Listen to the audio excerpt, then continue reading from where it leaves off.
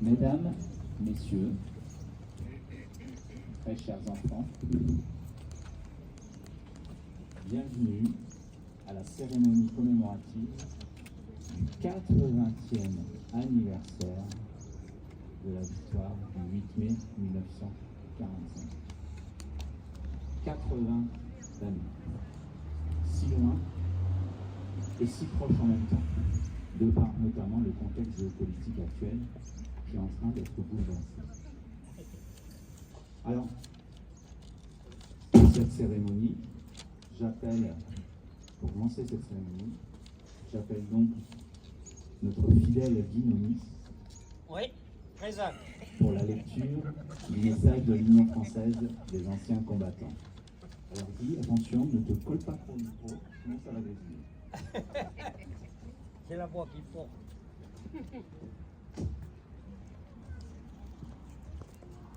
Bien, bonjour à tous.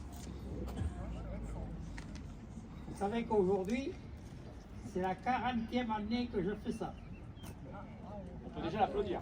Ça commence à faire. Bon, je vais demander à Madame la maire une augmentation.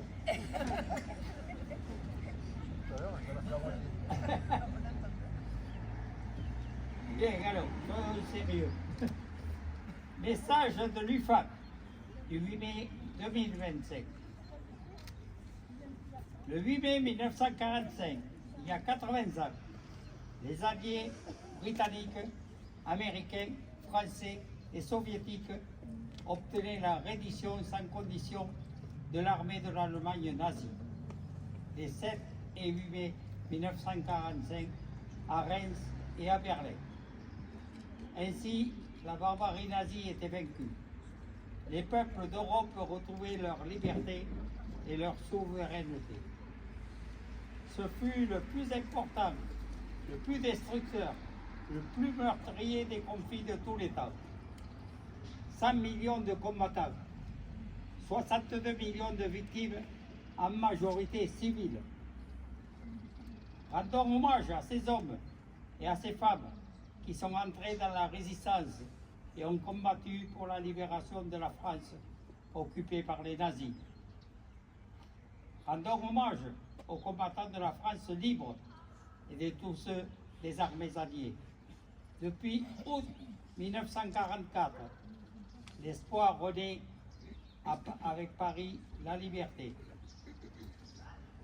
De plus, n'oublions pas la solution finale mise en œuvre par les nazis, avec les massacres génocidaires organisés industriellement par le recours aux chambres à gaz et aux fours crématoires. Le 8 mai 1945 portait un espoir de paix. Aujourd'hui, la guerre est aux portes de l'Europe, avec l'agression de la Russie contre l'Ukraine. Un nouveau ordre mondial voudrait s'imposer à la place de celui de 1945. La commémoration du 8 mai 1945 est à la fois un acte de mémoire, de reconnaissance et un symbole d'espoir pour l'avenir, soulignant l'importance de la paix et de l'unité en Europe et dans le monde. La paix est attachée sur notre continent. Il nous appartient de faire partager avec les pays européens nos valeurs de liberté, d'égalité et de fraternité. Vive la République, vive la France!